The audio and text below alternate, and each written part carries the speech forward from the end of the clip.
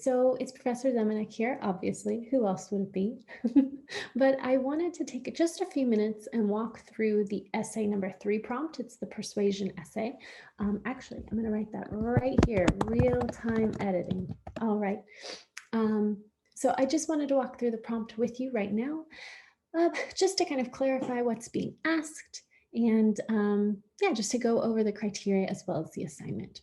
Alrighty, so at the top here, you will see just like an amazing quote from the Staples article that is one of our options to read in week 11. It's Just Walk On By. And so you are more than welcome to read it, and you will definitely see how it fits into the rest of the essay topic and the essay itself. So here's just a list right here where it says sources we watched/read. Here's all the things that we have read or watched. This first one is a video, the rest are articles. And some of them I'm going to, as you will probably know in a few weeks or have seen on the syllabus, you're not going to read all of these. When we get into week 11, you're going to pick a few to read. But there's some options for you of things to read. So let's get into the actual assignment. Here we go, down here where it says assignment. It says the student will write a well-organized, cohesive, persuasive essay that is 3 to 4 pages.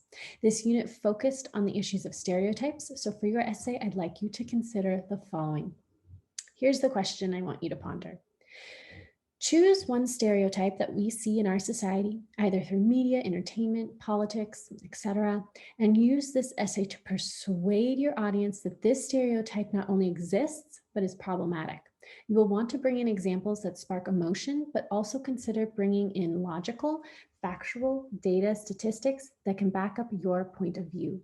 Once you've done this, please consider giving at least one suggestion as to how this stereotype could be eliminated. Sorry, I'm fixing my spelling error. Okay, there we go.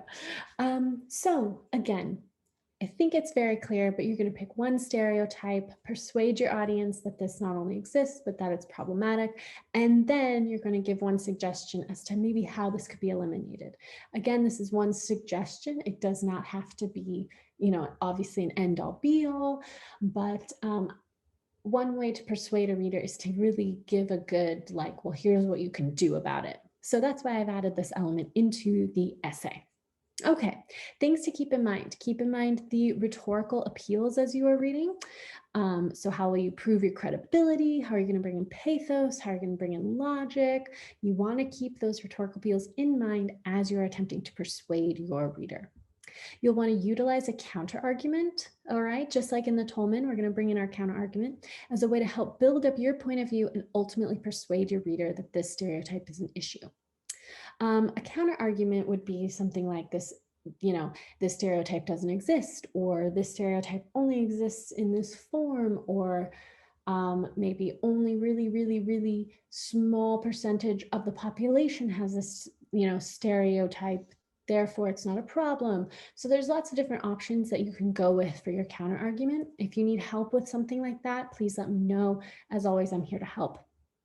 Okay, this last little point's important. Make sure to choose a stereotype that can actually yield an entire essay's worth of material. So one stereotype I was thinking about would be fun to write about would be like the cat lady stereotype, and how I think there is that stereotype about women who have cats and read a lot, and what that might say about our society, or if that's even a stereotype. So I was thinking about that, but then I was thinking about, well, I wonder if there's 3 to 4 pages that you could write on that topic. So all I'm trying to say here is don't pick something so niche that you're going to have a trouble finding sources, that you're going to have trouble getting to that page limit. But you don't want to pick something so general that it's going to be too much information and maybe not very interesting, I guess. So find a good balance, pick something you're interested in, maybe a group or a demographic that you are a part of that sees this issue. But just keep in mind in the topic that you are going to choose that you want to pick something big enough where you can find enough information for, but not too big, but also not so small where you're going to have a page worth of material. Okay, grading criteria.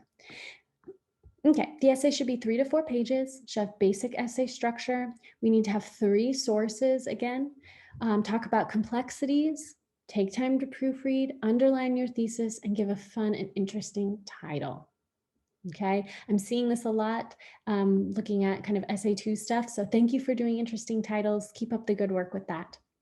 We're going to workshop in week 12, and our essay is due on April 11th, Sunday, April 11th, and it's 175 points.